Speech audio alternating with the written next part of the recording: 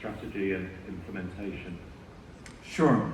So first of all, thank you, Colin, and thank you. It's really always a pleasure to be back at DIPMF over the years and to see many faces again. So I want to address this question about strategy and implementation by asking you all a question, which I've been exploring over the last 20 plus years, which is, what is the biggest disconnect in business? What is the biggest disconnect? Or what is the longest distance, right, in business? Guess what do you think the answer is? It is exactly the question you posed to me, which is the distance between strategy and execution. It is the longest distance to bridge. And we've been trying over the last 20 plus years to bridge that gap as much as possible. It's like two circles, which are like two different planets. So project managers live over here in execution and implementation. And others live here in this circle, executives and so on, which is the strategy circle. And both of them are very comfortable. And this, executives say, you guys go and do what you need to do. Just do a good job, okay? And these guys are, heads down trying to get it done, right? And they even speak different languages. These guys live on Mars. These guys live on Venus. So one of the things as project managers, of course, you talk about WBS, right? And of course, you all know what WBS means, right? What does it mean? Work breakdown. Exactly, right? Work breakdown structures. To this guy over here in strategy, it's what boring stuff, right? So it's a different language. So the challenge is, how do we bridge it? By the way, this is a very, very important question for the transformation of PMOs. Very, very important question. Because you see, good strategy, good execution, great, right? Bad strategy, bad execution, bad. We know that very clearly. But I'm going to ask you a very million-dollar question now, right? So check this out. Which one, you have to think about this, which one is better? Good strategy, bad execution, or good execution, bad strategy? Which one do you think is better? Good execution. Right? Think about that for a minute. So of course, in project management, our focus is on good execution, yes. Which, like Americo said, and at DP World, it's all about execution. Your head's down, you're working hard, and we're applying all the processes, trying to make it better, right? But guess what, my friends? If the strategy is bad and you're doing good at execution, it doesn't lead to anywhere. It's not going to be successful. Dubai is a great example, as we have heard throughout the day, where the strategy is so big, so good, right? That we could experiment, we could try out on execution, but we'll get to that, right? The magnificent, structures, iconic structures that we talked about, right? So to answer your question, I'm going to give you 2 or 3 things to take away as project managers of how to bridge this gap. Number one, no matter what you're doing, what kind of project you're doing, ask the question why. Why am I doing? Every day you get up in the morning, as you get down with your heads down in execution and implementation of your projects, ask, why are we doing this? Challenge your team to do that, right? The more you start to ask that, you will draw that golden thread to the strategy. Number 2, also, first we as project managers need to understand it, and then make sure everybody through the layers of the organization understands, what does strategy actually mean, right? Many people get confused. Oh my God, that's a big word, strategy. What the heck does that mean? So I'll give you a very, very simple definition that comes from Harvard, which is, what is strategy? Strategy is making tough choices. Strategy, you really want to know the definition of strategy? Strategy is saying no to things. It's making tough choices. It's about prioritization, right? So as you're executing your projects every day, you have to make tough choices. And here is the strategic question which you can ask tomorrow, right? In your chain, right? So if, let's say your plate is full with too much to do, the strategic question to ask of any project manager is, if we are saying yes to this, what are we saying no to? right? Did you get that? If you're saying yes to this, what are we saying no to? Because if you're saying yes to anything, guess what? You don't have a strategy, right?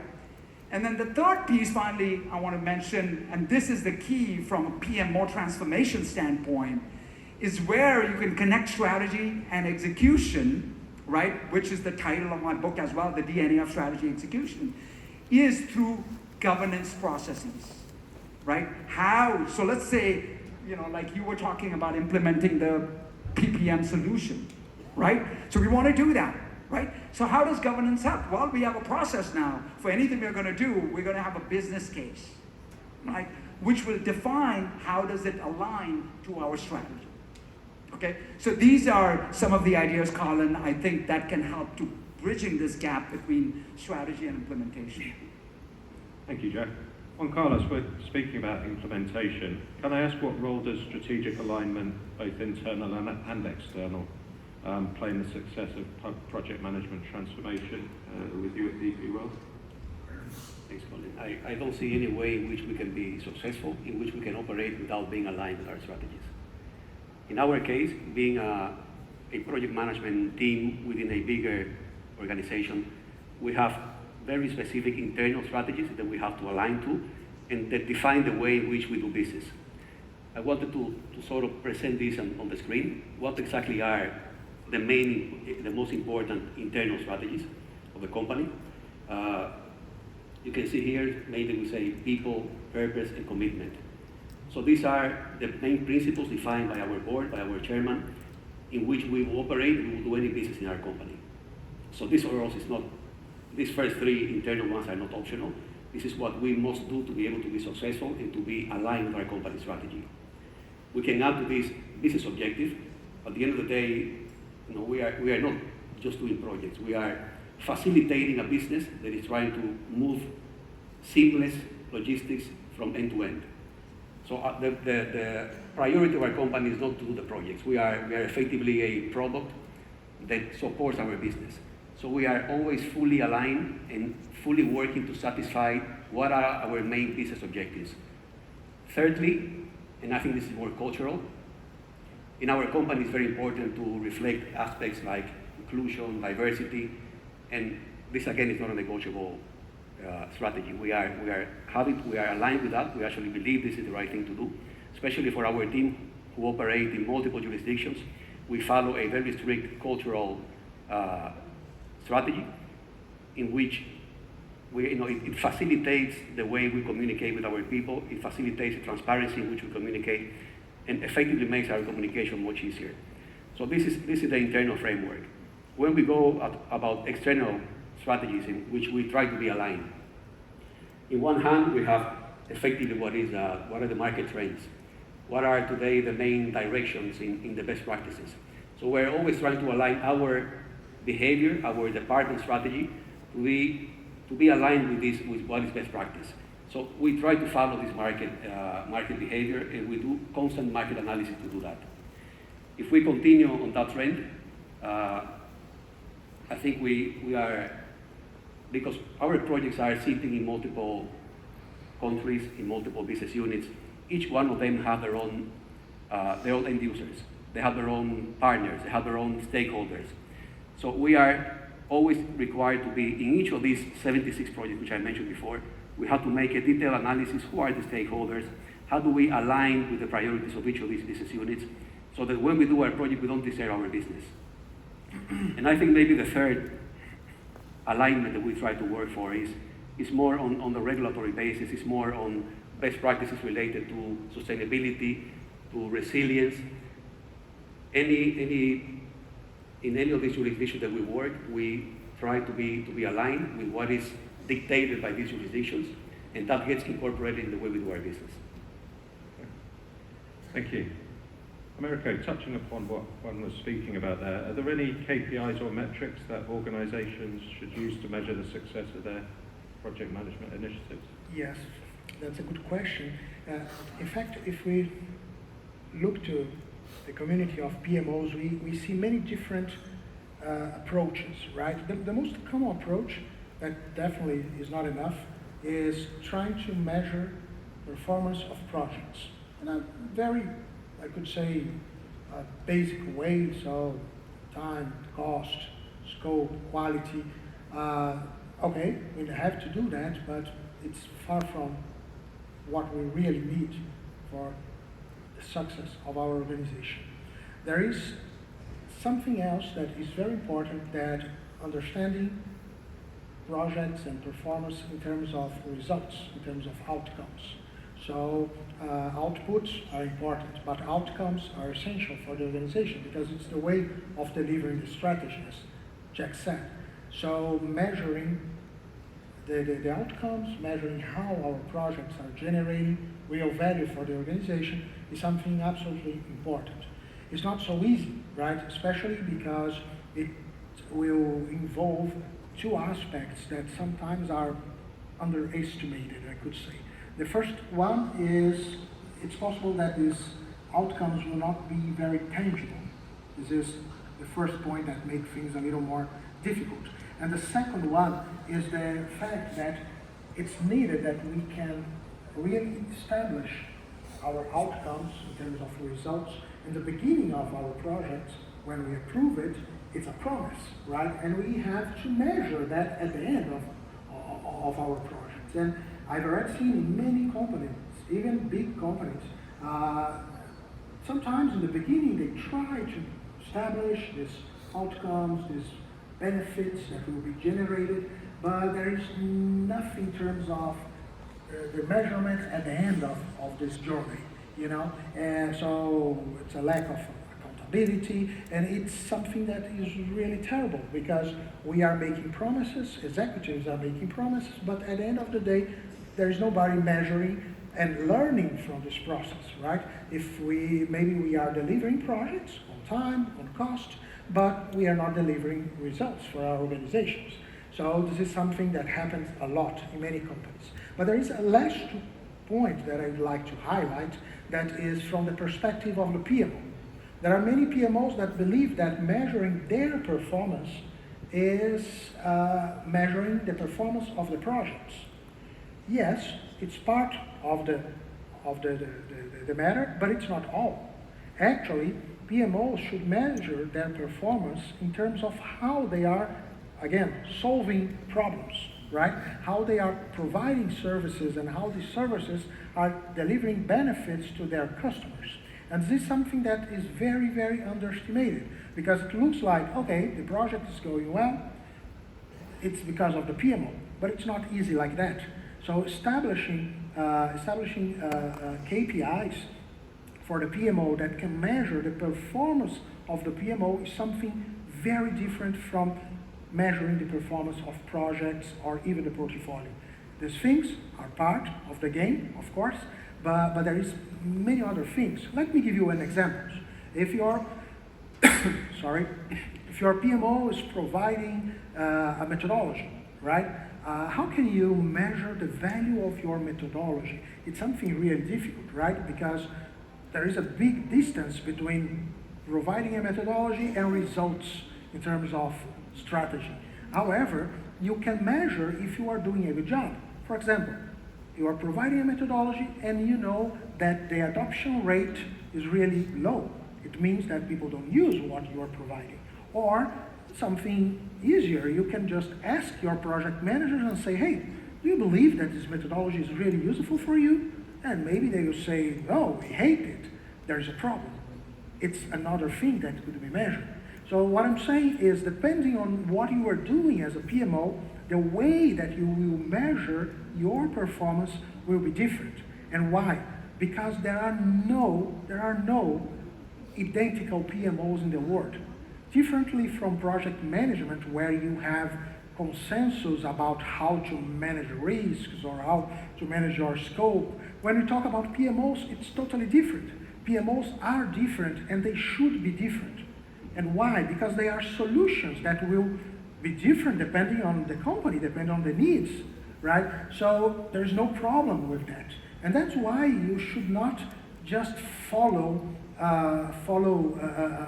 standards or types of PMOs, because at the end of the day it doesn't matter. what is really important is that you can create a PMO that makes sense to you at your company at this moment. Maybe next year it should be different. And you have to measure what you are doing, because it's like a doctor and a patient, right? If you don't know your patient pains, how can you prescribe the correct medicines, right? Of course, you cannot do that. And you have to measure if you are really delivering everything that you promise as a PMO. So again, we have three important points. We have measuring project success in terms of cost, time, the basic aspects.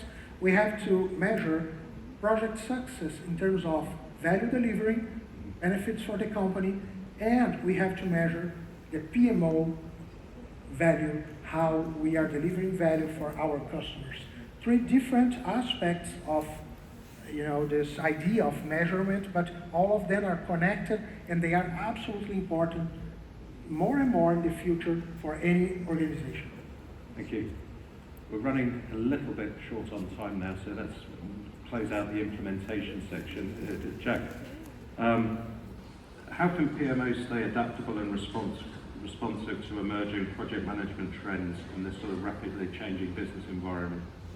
Yeah, so emerging trends and, the topic is PMO transformation and so on. And as you are seeing here today, there's a lot of talk about AI, right? So there's a lot of hype about AI and so on. So guess what?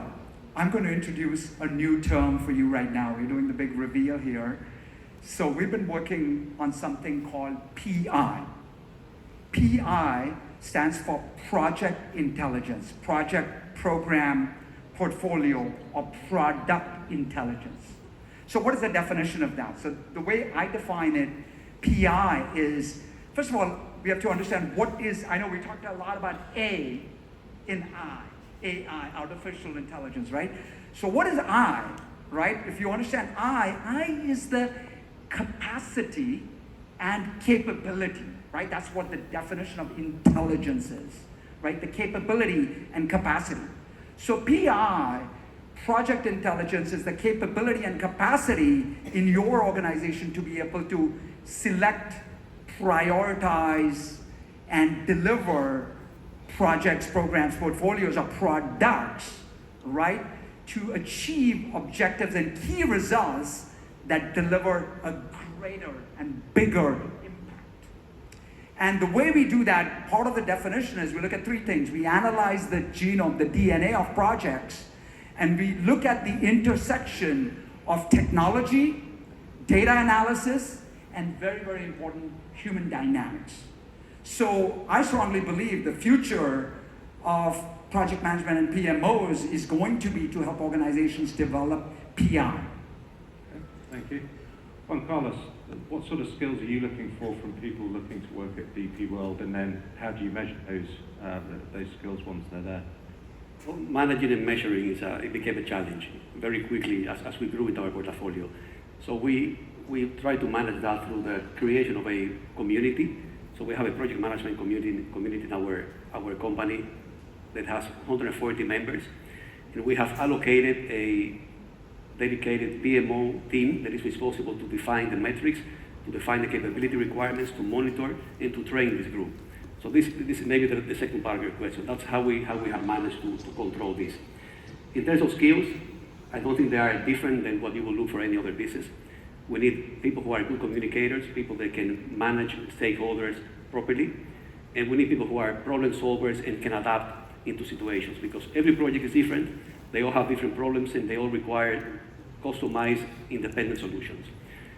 The last point that I would say, I know that we're running out of time, is when we recruit our team members for project management, we try to stay close to the trend that we implement in our projects.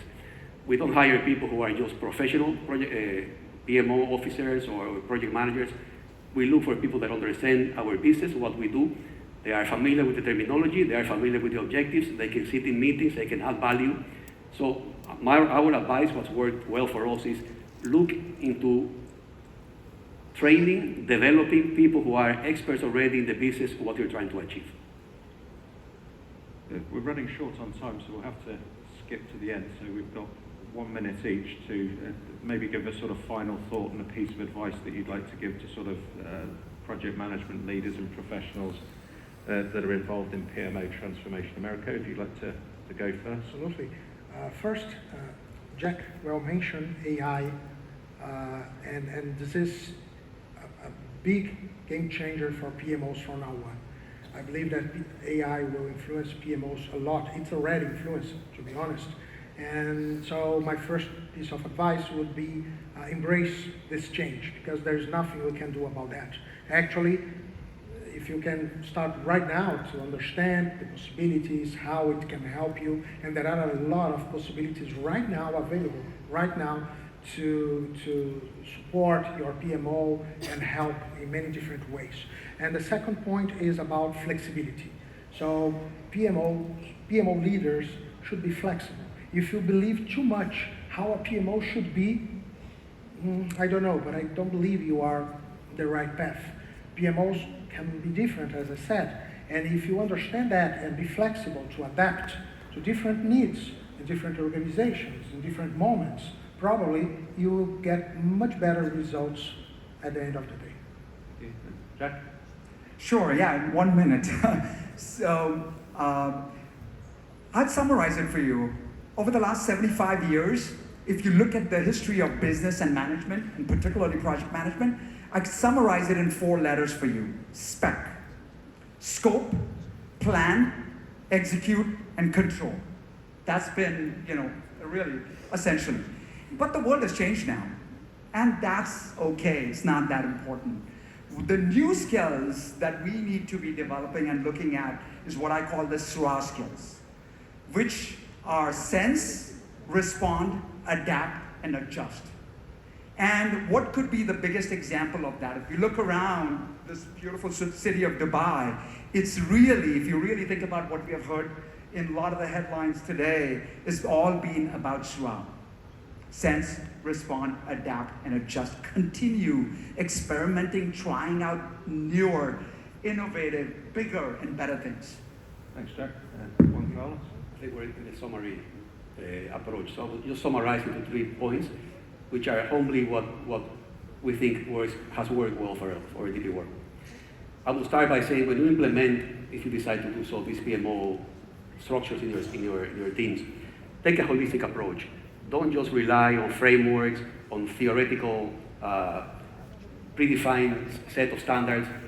Pay attention to the environment, pay attention to your end users, pay attention to the culture in which you're going to implement these systems. Second point is be logical, be proportional in the scale of your PMO.